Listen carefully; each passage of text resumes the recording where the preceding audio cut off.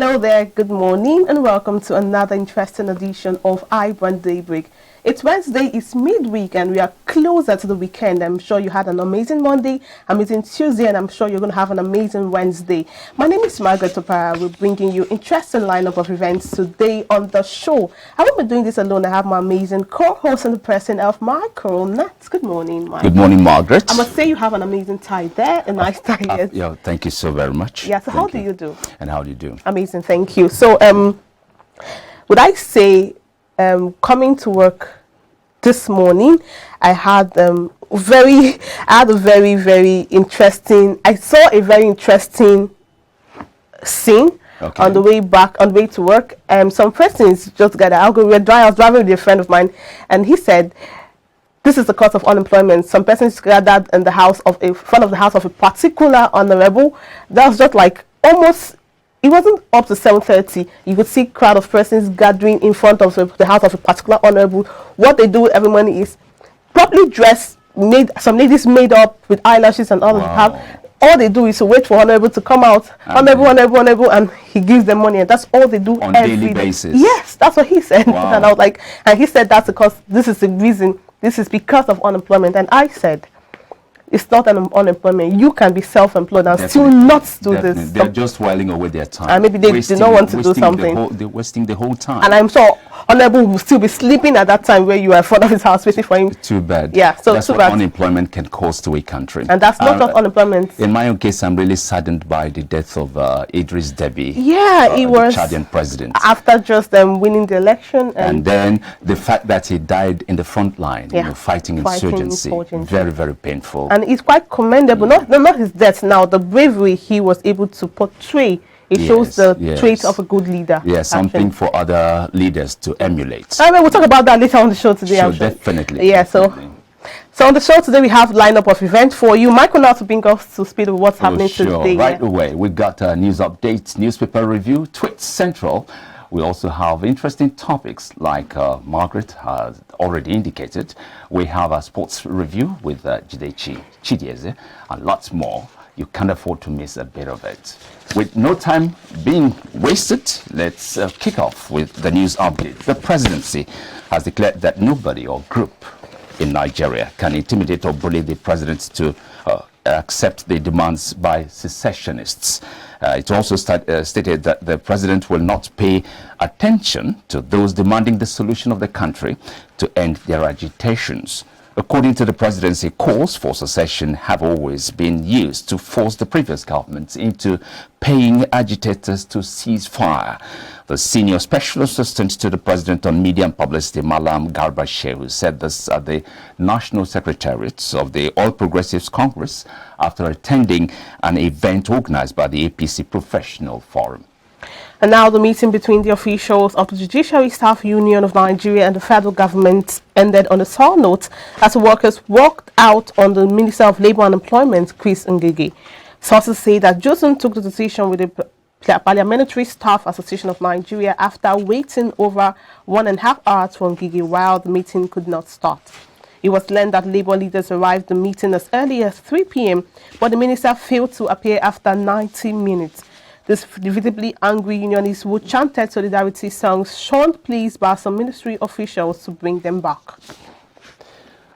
The Ondo State Election Petition Tribunal has struck out the case filed by the candidate of the People's Democratic Party PDP, Eitayo Jegede, in the October 10, 2020 governorship poll in the state.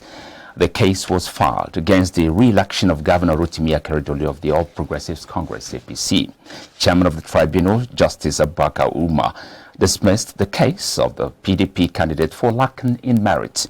Reacting to the outcome, Akeredolu addressed journalists at the government house, Akure, thanking the tribunal for its decision and asking the PDP candidates to join hands with them to move the state forward. And now on the African scene, the President Muhammadu Buhari has described the death of Chad President Idris Deby as a big blow to the fight against Boko Haram terrorists and the Islamic State in West Africa province. The senior special assistant to the President of Media and Publicity, Garba Shehu, disclosed this in a statement where he quoted the President as saying that, Quote, the death of Debbie will surely create a vacuum in the efforts to jointly confront the Boko Haram terrorists and the Islamic State West Africa province, end of quote.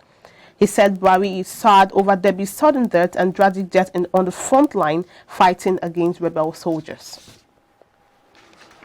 To Russia now, where jailed Kremlin critic Alexei Navalny, who has been on a hunger strike in prison since the end of March, is in a solitary ward at a prison hospital, according to his lawyer, Olga Mikhailova. Mikhailova also said Navalny has lost lots of weight since court trials that took place in January and February. Russia's prison service said Navalny was in a satisfactory state and he was being given vitamin therapy with his consent. The Kremlin said it did not have information on Navalny's condition. It was not the role of President Vladimir Putin to monitor the health of prisoners. And now back to Nigeria. Group Managing Director of the Nigerian National Petroleum Corporation, NNPC, Mele Kyari, has assured the current queues at fuel stations in different parts of the country would soon disappear. Kyari gave the assurance on Tuesday while speaking with State House correspondents after a routine briefing with President Muhammadu Buhari at the Aso Rock Presidential Villa, Abuja. Fuel stations all over the Federal Capital Territory have started witnessing long queues of motorists struggling to buy the premium motor spirit, PMS, also known as petrol, since Saturday. And now that's a news update at this hour. We'll take a short break now. We'll be back for the newspaper review, so stay with us.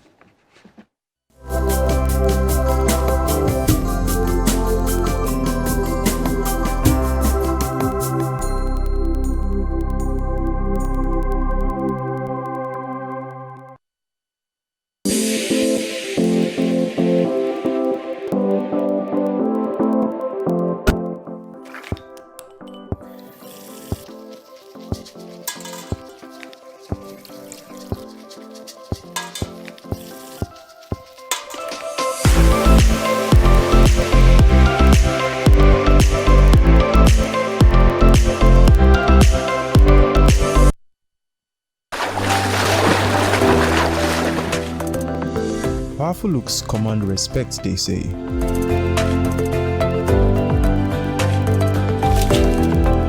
The perfect body, the perfect grooming, and ultimately the perfect skin. Looks, style, and grooming makes the ultimate man.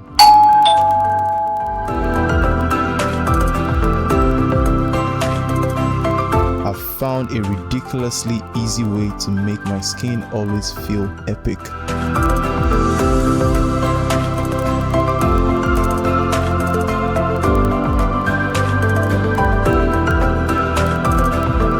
My name is Neo. I found Blemiviv and now my skin finally makes sense.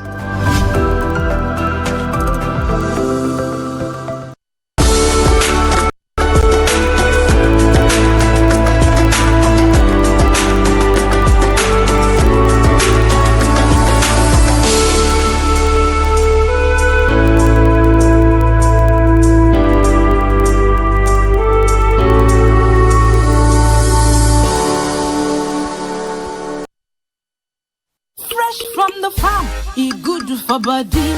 No chemical at all. This now real banga. No more wahala or pandy washy. Just put on for fire and your food got ready. Everybody follow me, chop banga. Hey, banga. Oh, make you follow me, chop banga.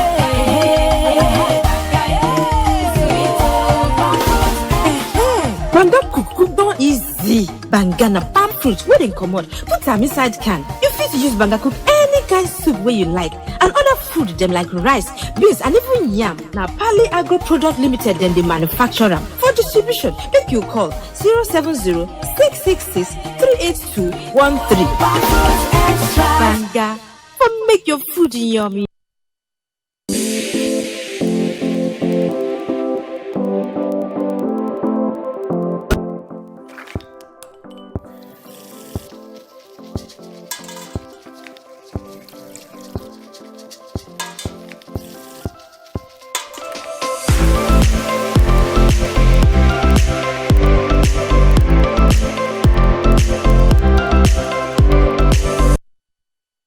everyone, my name is Chinwe Ebili. I'm here to introduce to you a very nutritious food produced and packaged by Pali Agro Products Limited. For this reason, the market has increased in stock. What are we talking about? True unripe plantain flour. It contains iron, fiber, vitamin B6, which helps your digestive system. Take a close look. True unripe plantain flour, because it is satisfying, unique, and good for the red blood cell. It reduces risk of diabetes and excellent for production. Hurry now while the stock lasts. True unripe plantain flour is available in all leading stores nationwide. Produced and packaged by Pali Agro Products Limited, Ashikpa Village in Ogun State. True unripe plantain flour, superfood for healthy living.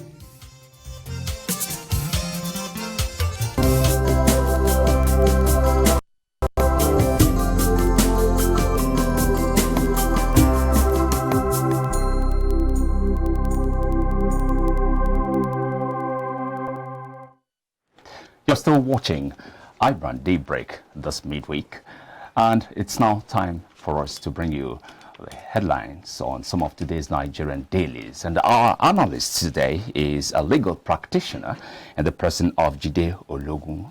You're welcome, sir. Welcome to the show. Thank you very much. Thank Good you morning. for joining us. All right. And right away, we are kicking off with the punch. Federal government, that's the topmost portion there, the subheading, IPOB MASOB members asylum. Under this, the federal government may summon British envoy Ohaneze Afenifere back UK. With riders there, UK plans amnesty for persecuted IPOB MASOB members. Home Office, asylum plan disrespectful to Nigeria. It is sabotage, says Lai Mohammed. Petrol landing cost hits 260 naira daily subsidy, now 4.64 billion naira. Federal government Jusun meeting ends in stalemate. Workers stage walkout. PDP plans appeal as Ondo Tribunal declares Akeredolu poll winner. And at the lowest part of the punch, we have ritualists murder man. 6 days to wedding, collect ransom, dismember victim, air power, ground troops, others needed to wipe out bandits. This is coming from Kaduna State Governor El Rufai. Now we'll move to the Guardian newspaper. The top story says Debbie's threats deals youth blow to fighting insurgencies, says the Nigerian President Muhammadu Buhari, with riders saying Chadian leaders' exit would expose army to more Boko Haram attacks, and executively NIA DG wants strict monitoring of situation in Chad. The top corner of the paper says Gombe bans hunting as 24 die in Waja just to war, and world on verge of tragic climate as temperature continues to rise. Presidency forecloses wooing secessionists fresh national conference, and how government denies self of 5.26 trillion tax revenue. This coming from the Guardian newspaper. From the Vanguard, we have federal government fumes as UK offers asylum to IPOB MASOB members. And the topmost part of the paper, agitators forces session can't bully Buhari presidency. Chadian President Idris Deby dies on frontline, son named interim leader by army. No timeline for full deregulation yet. NNPC boss Kiri. Take COVID-19 vaccine, scientists tell Nigerians. But now we'll move to the nation. Also, the top story is about the story of the death of the president of Chad. Says, coming from experts, it says unstable Chad will worsen Nigeria's insecurity. With riders saying Debbie's death has created a vacuum in Boko Haram battle, says the president of Nigeria. And why insecurity persists by Fayemi and Uzodinma. And Another paper says why UK may consider asylum for IPOB must members, rather saying it's disrespectful to Nigeria. The top corner says presidency rules out national conference. Page 28 has the full story, and El-Rufai is saying girls have higher kidnap value. And tribunal dismisses Jagadeth's flawed case. Insecurity can consume Southeast, Umahi warns. Chidi Ologun, we have a lot of stories here. I would have loved to pick from of course, the trending story, which is the death of the president of Chad. Well, this is our topic later on. But now I would like to pick from the story of the nation that says the presidency rules out national conference. I went through the arguments of Gabashew, and for me, I think it makes sense in a way. We've had these conferences in the past. What did we do with them? We still have the confab. We spent billions of naira. And right now, as we speak, we have 109 senators in the National Assembly. We have 360 House of Reps member representing the totality of Nigeria. So if there are issues bothering us, they should be seen to be representing us, and that is talking about project management, because you need to do the cost analysis also. And I believe in that direction he may be right. But having said that, it is also dangerous to shut your ears to the agitations of the people, because obviously this is not the best of times for Nigeria as a country. And when people are expressing themselves, we call it emotional ventilation in HR, you must just listen to them and ask a simple question. Are we running this country in line with the constitutional mandate, in line with the global national development template? If you look at Section 17 of the Nigerian Constitution 1999 as amended, it says that this nation shall be found on justice and fairness, and can we claim that that is the case? You look at Section 14 subsection 2 of the Nigerian Constitution 1990 as amended, which says that the security and the welfare of the people shall be the primary purpose of government. Have we delivered on that? You look at the economy. In a situation where we are now the capital of poverty, we have an inflation rate of about 18%. We have about the highest rate of unemployment within our region. And you see, when you put all this together, you must be worried. And you now see people crying out about nepotism, about oppression, about banditry, about terrorism. Then you must listen. If you don't listen, and if you don't begin to reverse this trending order, then a shocker may come along the way, because whether we like it or not, self-preservation is the first law of nature. And when you also bring it to the national level, we are not talking of isolated agitation now. Before, you could have the Southeast agitating independently. It's now spread across. Sometimes it should be Middle Belt, it should be Northwest. But right now, if you're talking about Northwest, Northeast, North Central, South, Southeast, Southwest, Middle Belt, Nigerians are coming out to say this is not the best for the nation. And I believe wisdom demands that you pay attention to it, because the definition of democracy has not changed. It's still the government of the people, by the people, and for the people. And the essence of having a governance structure is to enhance the fortunes of the people. So can we claim, even though some claim that Nigeria is better now than it was some years ago, I don't know what metrics they are using. But what I know, bringing it to what we are familiar with, was that dollar rate was about 200 naira, in 2015 or thereabout. It's about 470 naira now.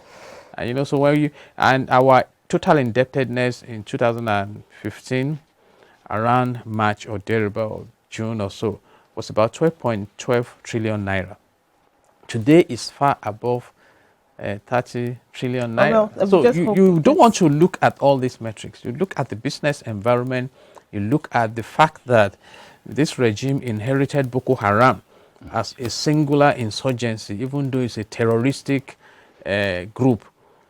But today, we have kidnapping, we have rape, we have banditry, we have gunmanship, and different kinds of crime against the land. Definitely, we'll have a lot to say about this and some other very interesting topical issues. So we thank you very much. You're still very much there. Yeah, we're going to come back to you. Yeah, we'll just get right in this topic for the day. You're still watching the program here on iBrand Daybreak. Chad has imposed a curfew and shut its borders after announcing the death of longtime President Idris Deby on Tuesday. Chad's army dissolved government and parliament after announcing the death of longtime President Idris Deby on Tuesday, but vowed free and democratic elections following an 18-month transition period. Meanwhile, former Minister of Education Obi Ezekwesili has advised President Muhammadu Buhari and security operatives in Nigeria to monitor the situation in Chad Republic following the death of the country's president. Ezekwesili urged authorities to monitor the situation in Chad, stressing that the country is one of the weakest links of vulnerability to Nigeria's security. Still very much in the studio with us is the legal practitioner, Jide Ologun. We're coming back to you. Yeah. The Chadian president, late Chadian president, will be remembered for so many things. But one thing is noteworthy there, his exemplary leadership and practical approach to his fight against insurgency. Would you agree with me? Are you with me?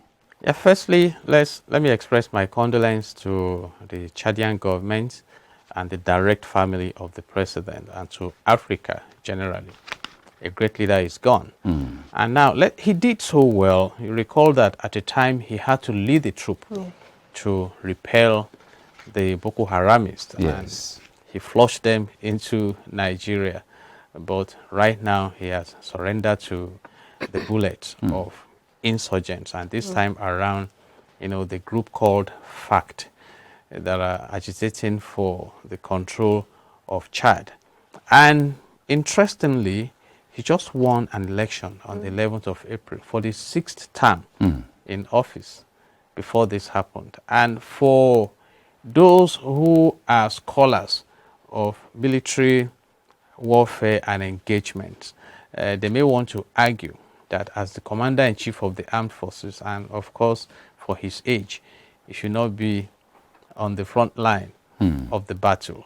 He should have people he can count on to carry out that assignment. But gallantly, he has submitted himself to defending his people. And that is on the insurgency side, because the insurgency issue is not the only thing we can learn about Chad. Chad is about 3 times the area of California, a state in the US. Chad is an oil region. I think they built a pipeline to the Atlantic with about $4 billion in 2003 or so. Chad has uranium. Chad is endowed, but Chad is poor in terms of the people, the infrastructure, and his regime is reckoned as an authoritarian one. Wow. And he was a graduate of the Muammar Gaddafi Revolutionary Institute, and he really engaged the insurgents. But my fear now about Africa is that its insurgency strength to the continent. In business, you talk about SWOT analysis. With his by reason of his exit? No. Generally speaking. Okay. You talk about strength, weakness, opportunities, and threats.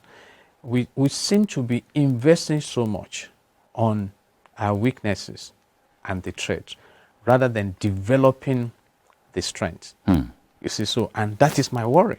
And how that affects Nigeria, it's a big blow to fight against insurgency in Africa. I quite agree, and I agree with my president, who is also mourning. But having said that, you don't say because your neighbor has a ferocious dog, you leave your doors open at night. And that is the case of Nigeria. Nigeria can solve the insecurity problems. All by itself. Exactly. And the world is ready to collaborate. And that is why I seek to borrow the words of the elders, that if there is no enemy within, the external enemy cannot come in. You know, Chad shares boundary with Nigeria, Niger, and Chad is closer to Libya. And our president said some ammunitions are brought into Nigeria from Libya, so probably they go through Chad and Sudan.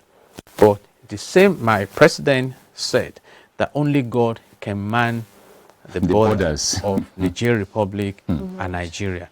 And there's no doubt that there's a very close friendship between Nigeria and those regions. For example, relying on residual memory, on the 3rd of June, 2015, the first foreign country my president visited after the electoral victory was Niger Republic. On the 4th of June, 2015, he was in Chad. And don't forget the newly elected Nigerian president was visited Nigeria. And if you compare notes where Niger was 5 years ago and where Niger is now, you'll be sorry for Nigeria. Right now, Niger has perfected the electricity project.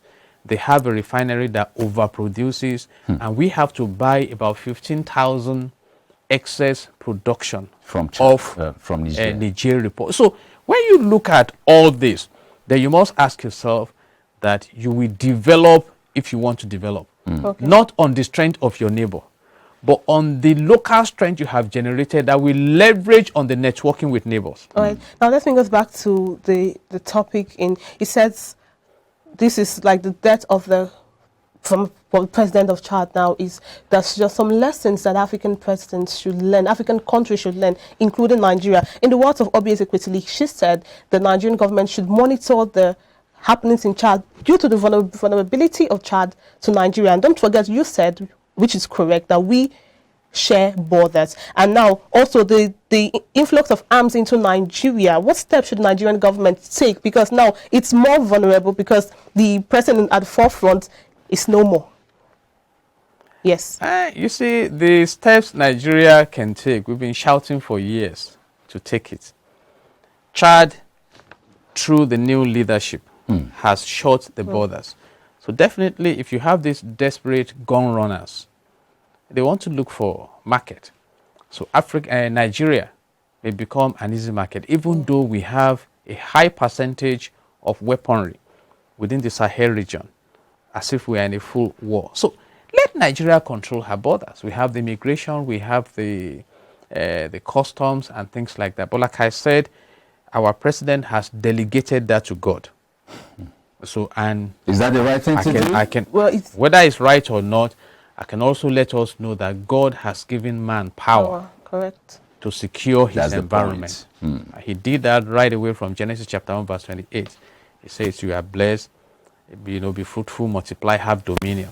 And having said that, I suspect that our own case is a case of condoning crime against the nation. But if we go back to Chad, like I was saying, there's another lesson to learn, which of course is not happening in Nigeria and may not happen. Now this man is gone, the cabinet has been dissolved. The son, who is 37 years, the 4-star general, will be taken over from him. And you can say that is like a destabilization of democracy, for instance. And he has been in office for about 3 decades. I think he went in 1990. Right? So you see that system in Africa, and you ask yourself, is it about national development or continental development, or is it just about authority? Even if it is about authority, what do you do with that authority? And that's why I took the pain to let us know that Chad is not just a desert without endowment. God has blessed that region. So now we need to watch Sudan, we need to watch Libya, but I can let you know, and you can go and carry out content analysis. There has been direct flight from Sudan to Kano as far back as 2013 and things like that. So, but like I said, again, at the point, our president was very benevolent, went to Egypt and said Africans are welcome to Nigeria and you get your visa on arrival. And you know now, sir, that for you to migrate to the UK, there is a scheme called highly skilled immigrant. They are careful who comes into their society, and we opened our border. So why are we shouting about banditry in our country. And to make it worse, borders porous. on arrival, on procuring the visas, we started e-registration. And that is now connected with the Pantani case. Because you have registered foreigners as your citizens. In fact, the ousted, or the is he retired now, or, you know, chief of army staff said that about 90% of the bandits are Nigerians. That is correct, because many of them have been registered. So we have a mixture, you know, so we have serious issues that we can begin to reverse if we make that choice. If prosperity is on the radar of governance in Nigeria. If not, we are already vulnerable and we continue to be vulnerable. So it's not a Chadian president that will help us. After all, the American government came to rescue her citizen that was kidnapped and brought to Nigeria.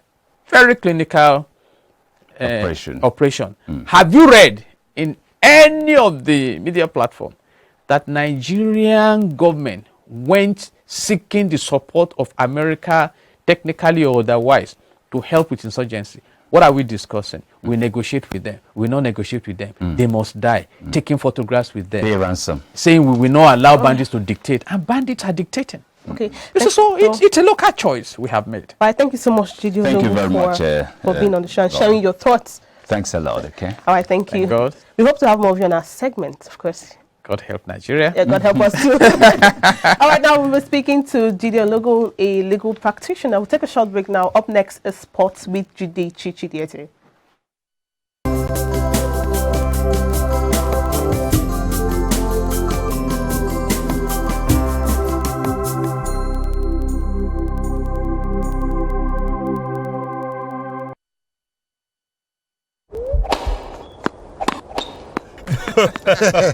Oh boy, winning you was so easy. I just couldn't stand those your powerful shots. That's what happened. Really? Let's go to my place for dinner. This fufu is so nice. It's true unripe plantain flour. True unripe plantain flour is delicious. Yes, true unripe plantain flour is what I serve my husband for swallows. It's easy to prepare, fortified with vitamin A, low in sugar and cholesterol, rich in fiber that helps the heart, builds and strengthens the bone, and his energy level is boosted. Through unripe plantain flour, no additives, 100% natural, a product of Pali Agro Products Nigeria. Through unripe plantain flour, available in all leading. You go enter market, just make you go buy fresh palm fruits. When you reach house, you go wash, you go pound, your body go dey pain you, even your fingernails go dey pain you. But make una no worry, make una relax. I get good news for una. Una don hear of Banga fresh palm fruit extract. All you need to do na make you go for the up, open am, take the amount wey you want, put am for your pot. Which soup you wan make? Shey na egusi, shey na ogbono, shey na vegetable, shey na banga. My sister no waste time again, my brother no waste time again. Just go buy Banga fresh palm fruit extract. They go know say you sabi cook and you be better cook. Banga, come make your food yummy yum. Distributors needed nationwide. Phone number 081-6397-4447, 080-3564-4436, 070-6663-8213. Banga Fresh.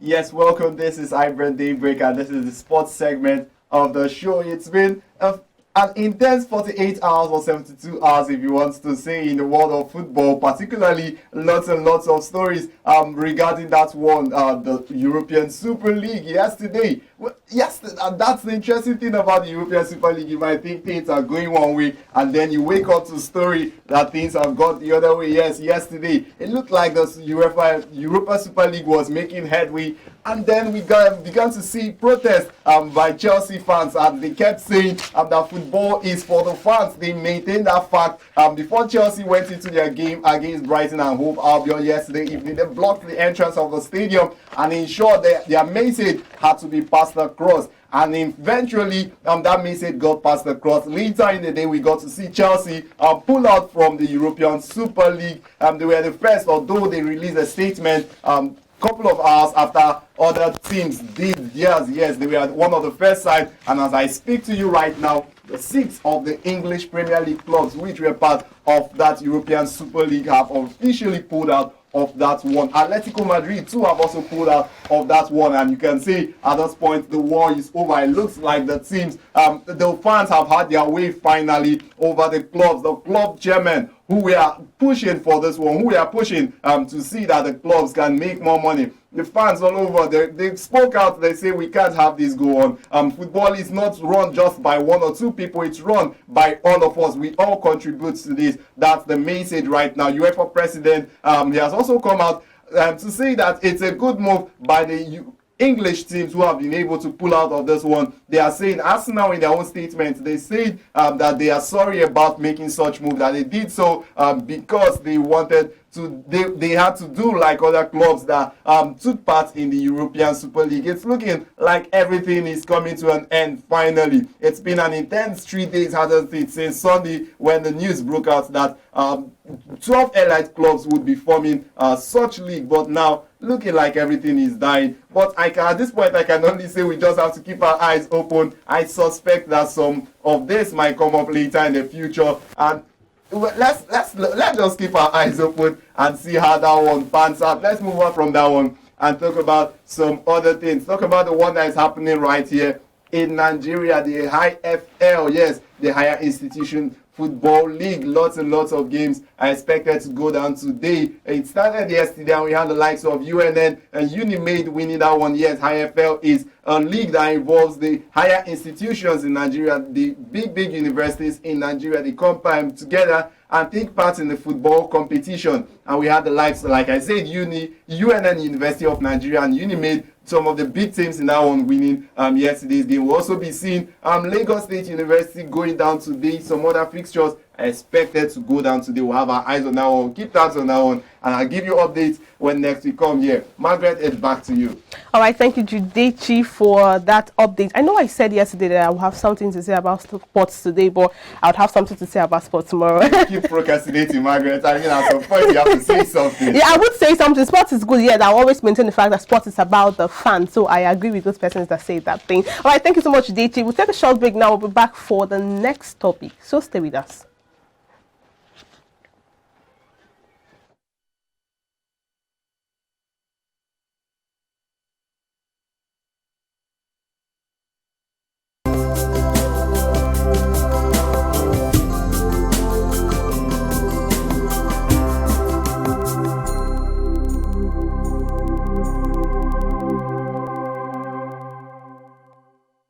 Body, no chemical at all. This now real banger. No more wahala or pandy washy.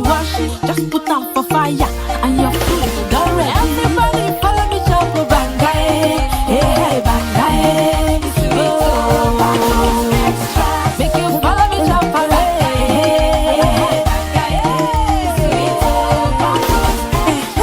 banga cook don easy. Banga na palm fruit wey dem comot, put am inside can. You fit use banga cook any kind soup wey you like, and other food dem like rice, beans and even yam. Na Pali Agro Product Limited dem dey manufacture am. For distribution, make you call 070 666 38213. Banga for make your food yummy.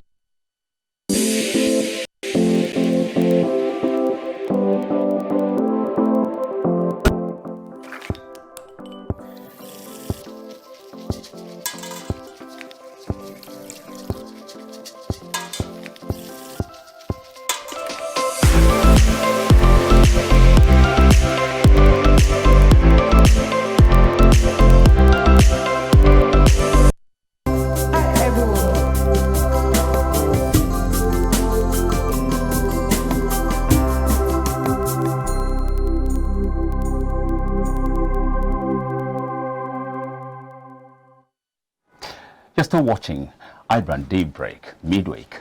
Now, the Independent National Electoral Commission, INEC, has threatened to blacklist political parties whose members or supporters go haywire during their congresses or conventions.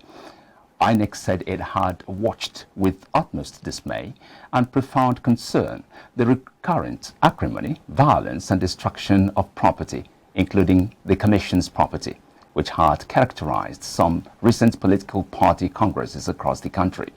National Commissioner and Chairman of its Information and Voter Education Committee, Festus Okoye, in a statement issued in Abuja, noted that the level of violence was making it very, very difficult for the Commission to exercise its statutory oversight responsibility.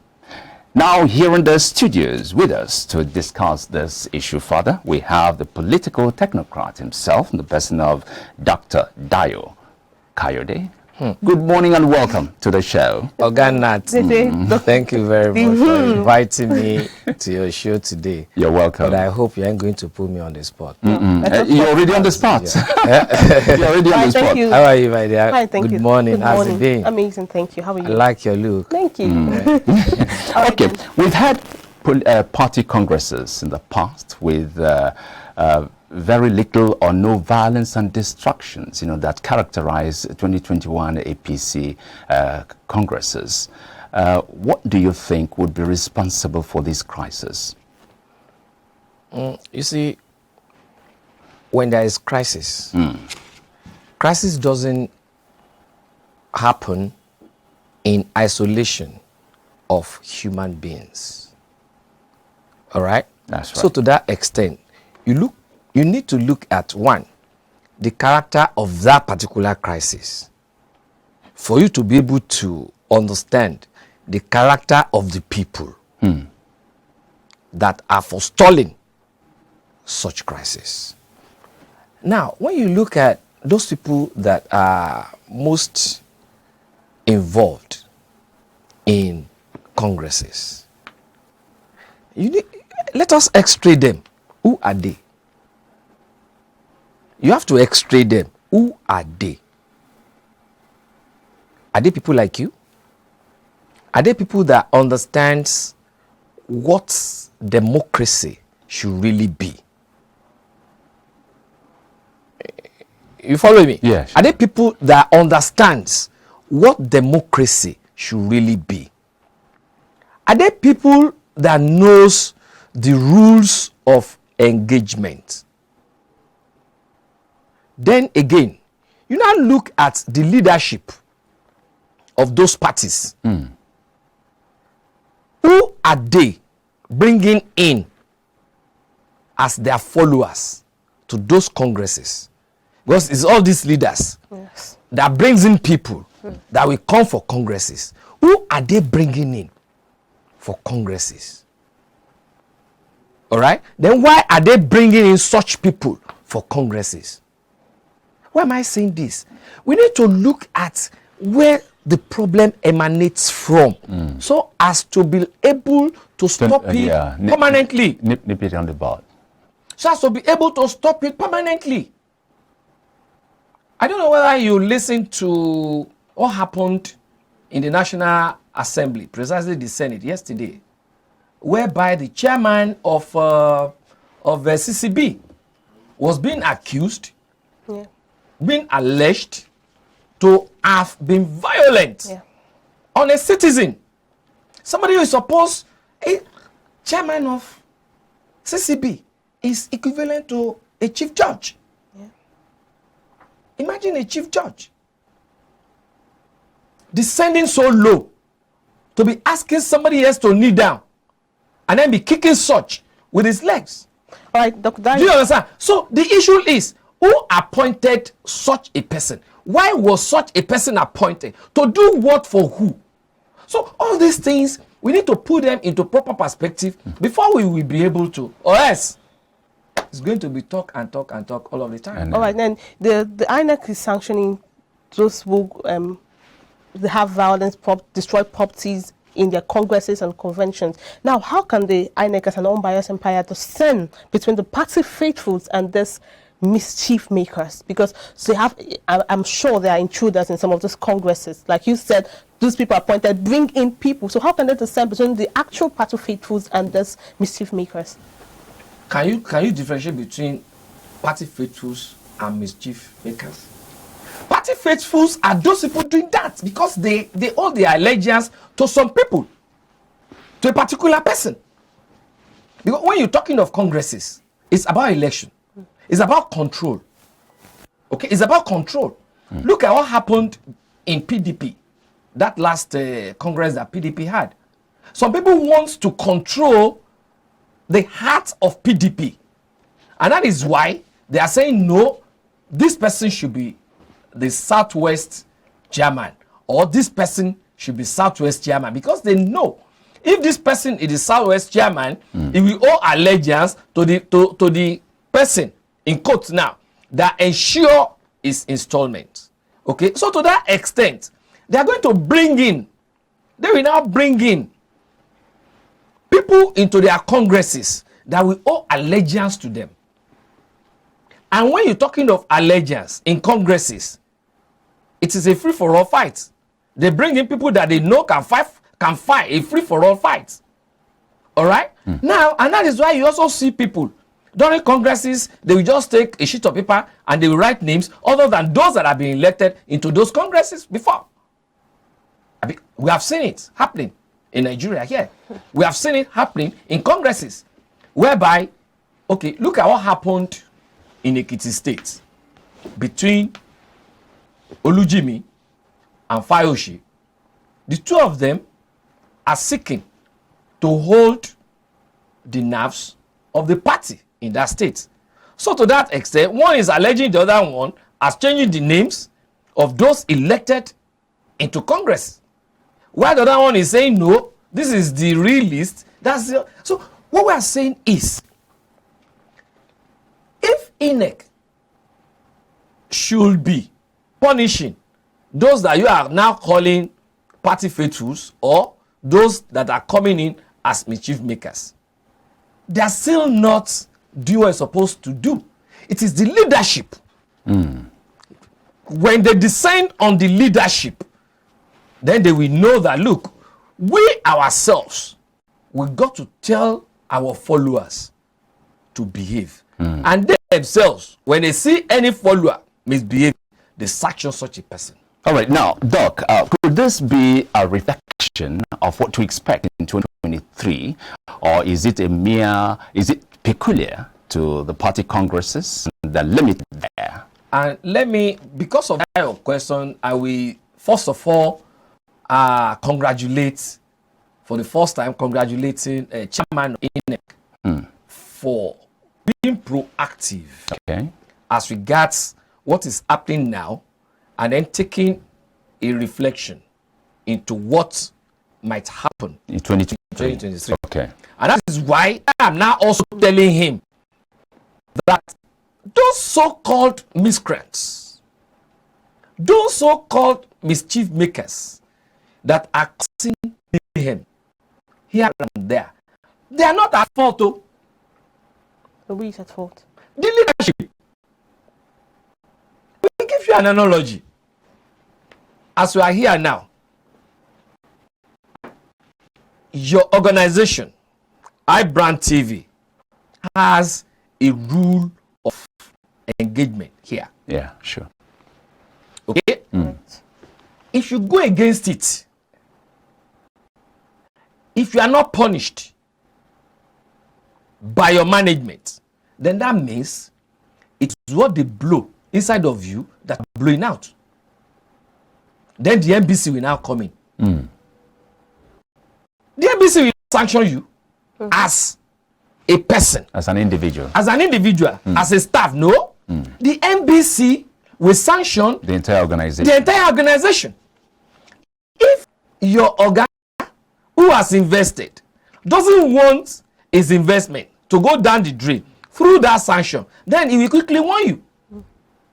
So, and that's why I will advise Professor Mahmood, he should go beyond the mischief makers, those people that are causing mayhem, but rather descend on the leadership. All right. Okay, descend on the leadership. You're going to see that sometimes. Let me go to football.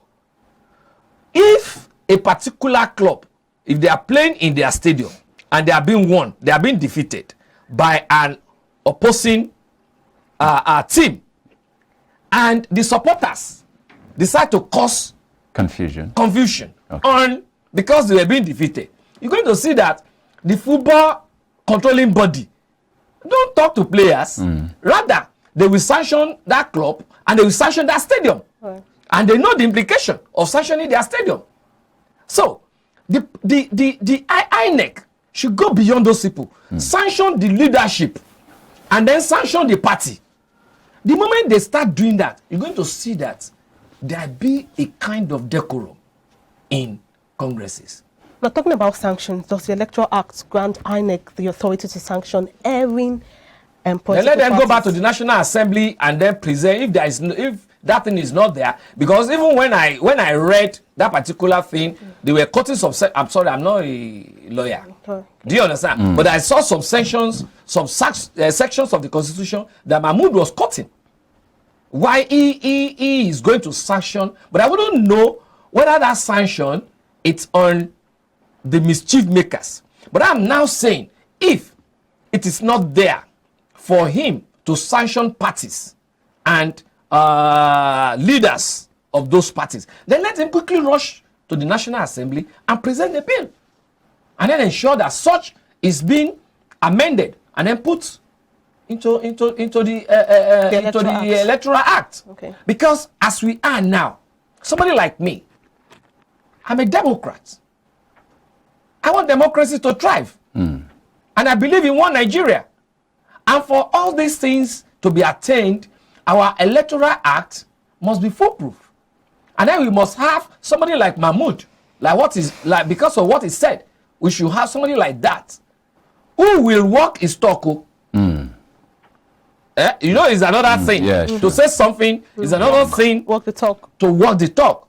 Who can walk the talk and then ensure such a thing is being attained?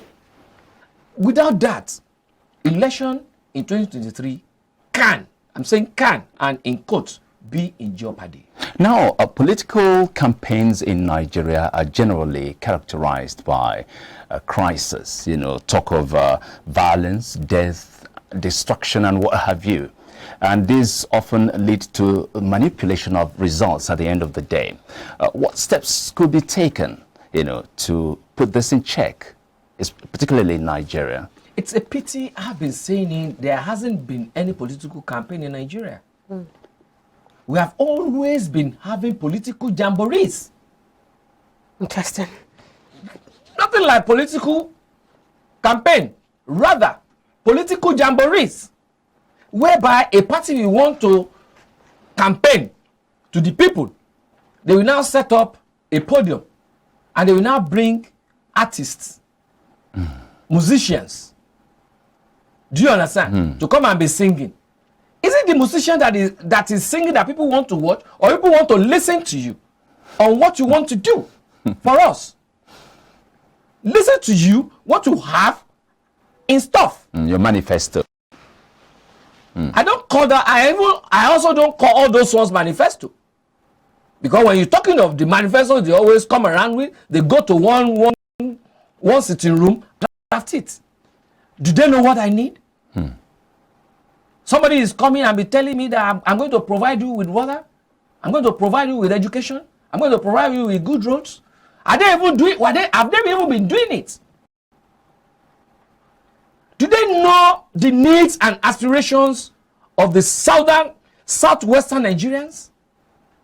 Or the one in north central, southeast, northwest? And of course, I would even blame it on the politicians. I will blame that manifesto issue on the people.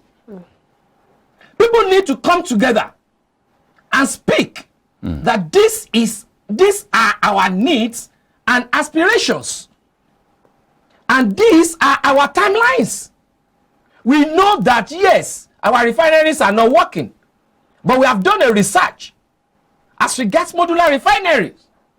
We know that a modular refinery can be put in place within 9 to 12 months at so cost.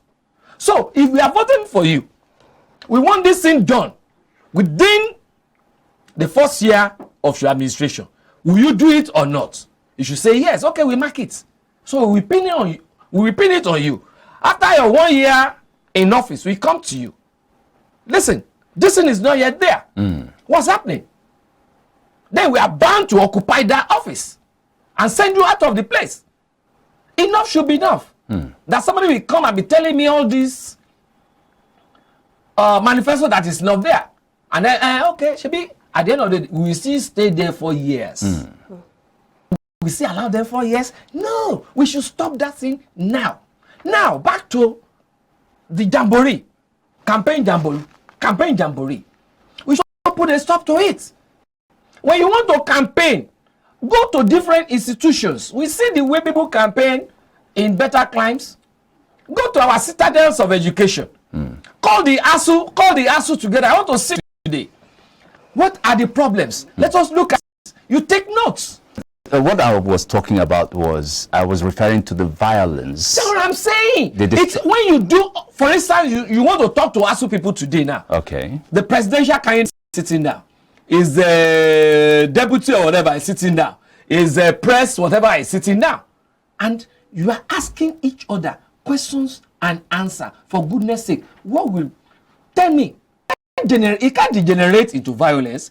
But when you say you want to campaign and you are going on jamboree, you are giving some people guns, you are giving some people cutlasses, you are giving them paraga, you are giving them brandy, you are giving a series of things that can arouse their anger at any point in time. Why will there not be unnecessary maiming, killings, and all that? So this should be blamed on the politicians. It's still the politicians. Okay, thank you very much. I've seen politicians campaigning before, and they were throwing all these kind of mugs, throwing it to people, throwing t-shirts, throwing iron, throwing lipsticks, throwing this. Is that campaign? Thank you very much, Doc. Dayo Kayode. We hope it gets better by the next election. And optimism is just the way. Thank you for being with us on the show. Thank you so much. Having more of you on our segment. Pleasure. All right, thank you. We're speaking to Dr. Dayo Kayode, a political technocrat. I don't know why I called him a doctor. Probably you should ask doctors your name one of the times, right? Okay, up next. Yes, it's Dr. Dayo. Oh, actually, you're very right. Oh, okay, Dr. Dayo Kayode. That's in order. I'm an aviation safety specialist. Oh, wow. Thank you for correcting me on that. Now, we've been speaking with Dr. Dayo Kayode, a political technocrat. We'll take a short break now. Up next is the Tweet Central, the lighter segment of the show. So stay with us.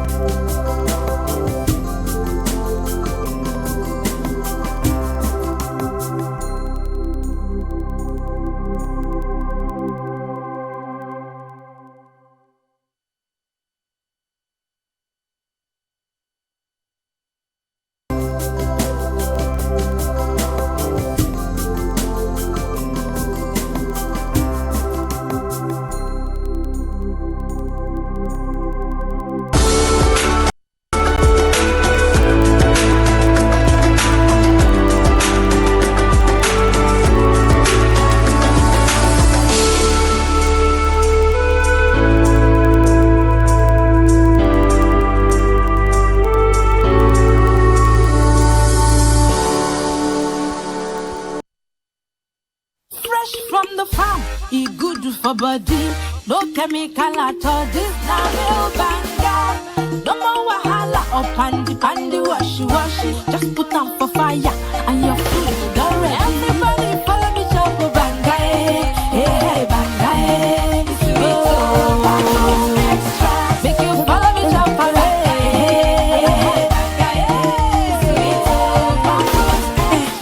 banga cook don easy. Banga na palm fruit wey dem comot, put am inside can. You fit use banga cook any kind soup wey you like, and other food dem like rice, beans and even yam. Na Pali Agro Product Limited dem dey manufacture am. For distribution, make you call 070-666-38213. Banga for make your food yummy.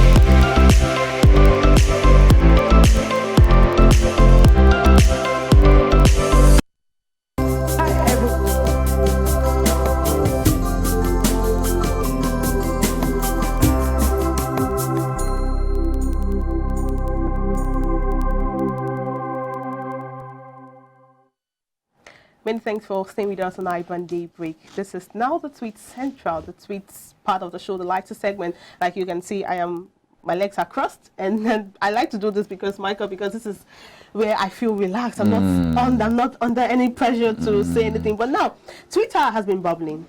Twitter always bubbles. But before I go on, if you're just tuning in, you've missed a greater part of the show. But nevertheless, not to worry. Later in the day, we'll have a repeat belt, and also you can tune in by 9 a.m. tomorrow to watch the full show from the beginning till the end of the show. But now Twitter is bubbling, and at current Ike tweeted, he said, "No soup comes close to egusi. It's the king of all soup." Well, I do not agree with him anyway, but there's a reaction to it. At Santi Val Speaks says, "I pray your eyes become open one day, bro. Just try afang, white soup, or ha begiri with a touch of stew sprinkled on it, okra, edikain corn, and you might need to travel to some states to really get the best taste." Now, replying to this person who tweeted this, at Faye Mena replied and said, you were making sense till you said okra. Probably, well, obviously, this person doesn't like okra soup. So he or she said the lady Saint Val Speak was making so much sense until she mentioned okra soup. So, well, growing up, I never liked anything slimy. Egusi soup was my best shot any day, anytime. My mom owns a restaurant, so I had all of the soups. I can even decide to mix 4 soups in one plate. So I got to love egusi soup, but now I don't think I can eat egusi soup. Oh, really? No, I don't think. Why? I don't know. I had so much of it as a child. I loved Fanta a lot. Okay. I took Fanta almost every day. My elder sister is dark, so she takes Coke, so they assume because of our color. Oh, really? But now but it doesn't contribute to one's complexion in any way. Sure. You know, those children kind of thing. But now I can't take Fanta. I can't even eat egusi soup. The sight of egusi soup irritates me. But as a child, I could eat egusi soup with rice, with bread. As funny as it sounds. Well, you see, talking about soup now, it all depends on individuals. Correct. One man's meat could be another man's poison. All right. So and Nigeria is so blessed with a wide variety of foods. You know, Nigeria is hugely blessed, and when you go to different parts of Nigeria, you are welcomed with a particular kind of recipe or the other. Nigeria is so blessed. Yeah. You were talking about egusi and all that. You didn't ask me about my own favorite. Ask you, what's your favorite? You've already mentioned it. In fact, I feel like throwing up when you mentioned okra. Like you rightly said, anything slimy, it doesn't go for me. You see, and that's the reason anything from Cross River, Akwa Ibom, that area interests me. Oh, wow. You know where I'm heading to? Of course, I know where you're talking about. Edikaiko, Afang, Atama. I can even, Epan Kuko is not the soup now, it's a meal. So I can mention all of it for you. My mouth is already going watery. And I'm sure you don't have breakfast this morning, right? Have you? I haven't had breakfast, except this cup of tea we have in front of us. Well, thank you for sharing with us what you like. It can also be like, probably one of the days I should come have breakfast. Yeah, you come and you make it. Because I don't even know how to make it. You like to eat it. I love it. All right. I love it. You've heard Michael now, he doesn't know how to cook. And he likes to eat. But when you do a good one, a tasty one, I will tell you. All right then, Michael, thanks for sharing your thoughts. Thanks, Margaret. The show today, but do not miss tomorrow's show. Tomorrow's show is going to be the discussion segment, as we do on Thursdays and Fridays. We'll have you share your thoughts on our social media platforms. I mean, your show, we're going to read it on the show. I'll leave you with this anonymous quote that says, "Ask yourself if what you're doing today is getting you closer to where you want to be tomorrow." I'll take that again. Ask yourself if what you're doing today is getting you closer to where you want to be tomorrow. So it's not enough to do things. It's enough. What is really important is what you're doing today, is it getting you closer to where you want to be tomorrow? On this note, to wrap up the show now, my name is Margaret Opara. I'm Michael Nath. We'll be on a lighter mood Thursday, Friday. Hope you'll be there too. Thank you very much. Bye for now.